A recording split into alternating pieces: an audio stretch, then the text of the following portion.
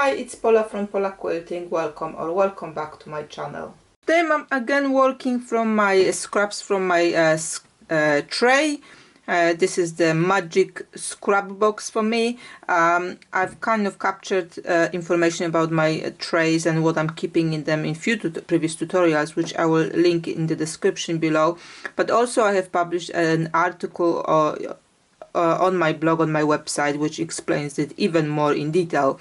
Again, I will leave it linked in the description below. So if you want to more about it, how you can process your scraps to use them up quickly, please either have a look at some tutorials or read the article as well. So today I'm working with 4.5 inch squares, 2.5 inch squares, and 2.5 by 6.5 strips, and I will need some in kind of background fabric. So those ones are all my background fabrics. It's either white or cream, bright cream. It can be solid or it can have a little bit of pattern on it. Either way, this is my background. And then you want some fabric which will contrast it with it. So I have gone with the green for some of the blocks, but at the end I will show you other color combinations. So I need some of those strips, 2.5 by 6.5. I will also need some of the background fabrics, again bright cream, with pattern, without pattern, solids. 4.5 inch. I will also need 4.5 inch that contrasting fabric, and 6.5 inches contrasting fabrics, and 2.5 inch contrasting fabric. So all of that is needed for this pattern. Can I just say this design comes with actual pattern which will be available on my website. I will show you one of the blocks which is in that pattern, but the pattern has got actually two different blocks, little bit different variety, which I will show you at the end as well. So if you are interested in this pattern, link to the pattern will be in the description below. Because it's magic number pattern, it's gonna be very quick and very easy to do.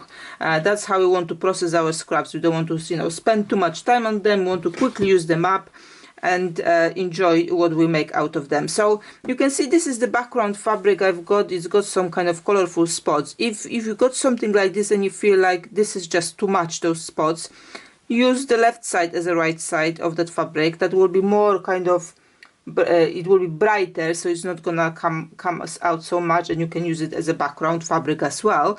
But also, if you don't have many variety of the background fabrics, you can use the same fabric as well.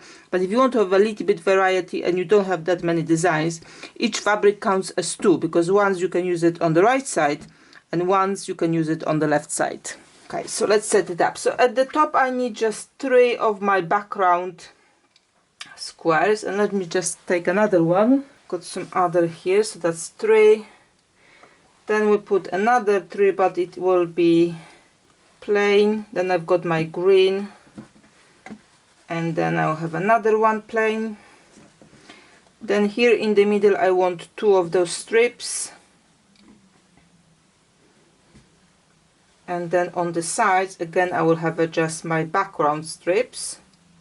Again, this is all mixed up, creamish and whitish with different type of design. It is a scrappy project after all. Here you go. So that's the layout. And now it's time to add our squares. So we are going to be snowballing some of those squares. So what you want to do, take it to the iron board or draw a line, whichever method you like for snowballing. I usually just go to the iron board and left sides together, iron, make that line here, and it's very clear where you need to iron. It's important to put the left sides together because then you're stitching in the groove rather than on the bump. So I've got some I've ironed before already. Okay, so let's lay out the pieces where they're going. All of the instructions are on the pattern as well, so if you like to have written information, it's all in the pattern. So let's just put the pieces where they need to go. They are all scrap 2.5 inch squares, but they are coordinating in color, so they are all in green. So obviously you can have a different color here, just keep it the same, so it kind of pops out from the background. Okay, so we are ready to snowball it all. I will start from the top one because I need to do 2 corners here, so I will just do the first corner on that square.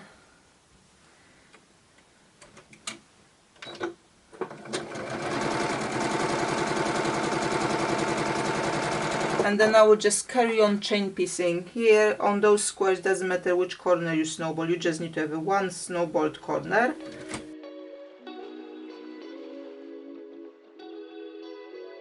Now in the rectangles you need to go with which way they need to go, because obviously those ones are opposite. So just to make sure you've got one of them on each side. But it's good to lay them out like I did, so you know which way you're going with it.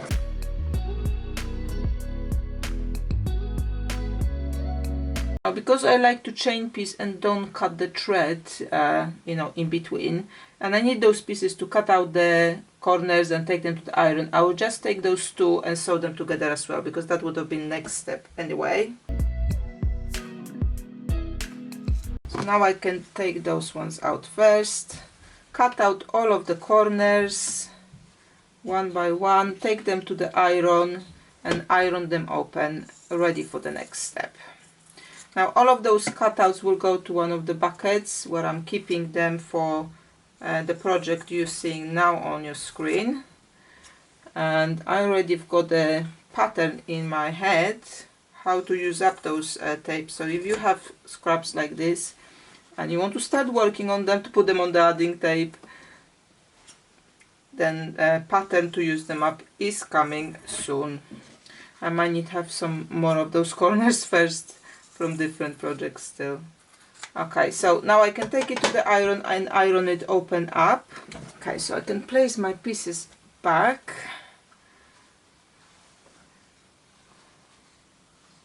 So those ones are ready to go in, but I still need to snowball one of those corners. So I've got my kind of star legs here. Though it's not the star legs on this occasion because we are making a succulents. But that's the design we're going for. Okay, I can take this one out and put it back where it's supposed to be. You can take it to the iron as well if you wish in this point, but I won't. Now I can start putting those two together. What I want to do is basically achieve a 9 patch I can quickly stitch together. So if I just stitch those two and then those two, this is now a 9 patch. I can take this one out, cut the corner. If you wish, you can take it to the iron again. I will just finger press it here and put it where it's supposed to go. And just sew those two. Now you can take all of the parts and place them on your table or wherever you're sewing. To have them ready, but again I don't have to take this one out to start chain piecing my 9 patch. So just take top 2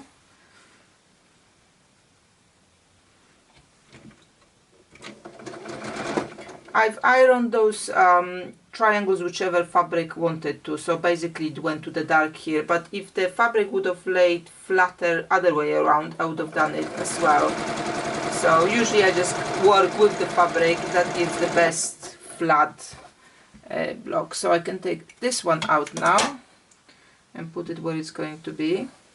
Those seams here in the middle are irrelevant which way they will go, so you can iron them or finger press them whichever they feel like. It's not important.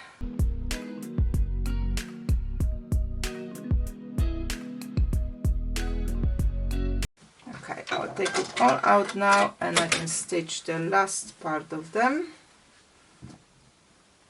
Again, this is kind of more creamish fabric here, and if I think this is too dark to go with the rest, which I don't, but if I did, I could always use the left side of this fabric as the right side and it will be brighter. So you kind of double up on the fabric with just that one small trick here.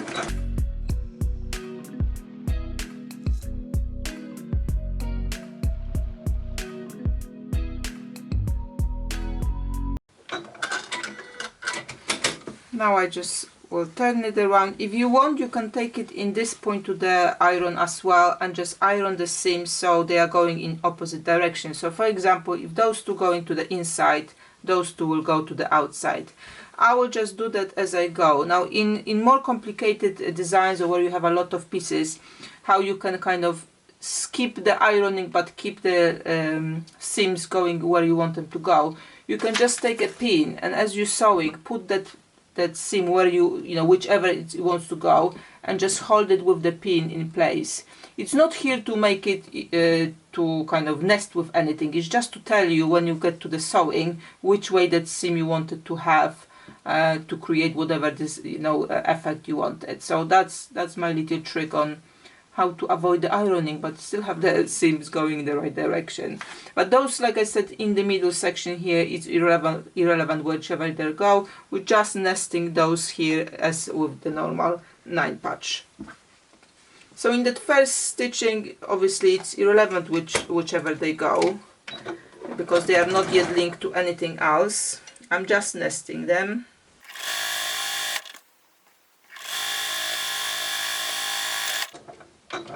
And then when I'm sewing the second part, I like to have the one which I stitched on top of it, so then I can see exactly which way my seams have went, so I know how to treat the one at the bottom. It's just easier rather than kind of looking up under what was happening there and adjusting.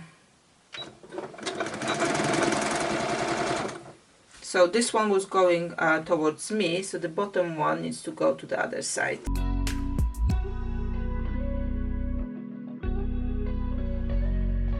Here we go, my succulent cacti block is ready. I will stitch few more and pop them on the design board, and also I will show you what kind of adjustment I've done with some of those blocks to make them even more scrap friendly, let's say that way. And also I will show you how the second block look like and how they go into the quilt. Before I show you my finished project, just a quick reminder where you can find me and how you can support my work. You can subscribe to my website to be notified when new tutorials, products or patterns are released. You can find me on my Facebook page, Pola Photo, or you can join my group page, Pola Quilting with Friends, where we all share work made inspired by my tutorials and answer any questions you may have. There is Instagram account called Pola Quilting, and if you like to share something you made based on my tutorials, please tag me using hashtag Pola Quilting with Friends.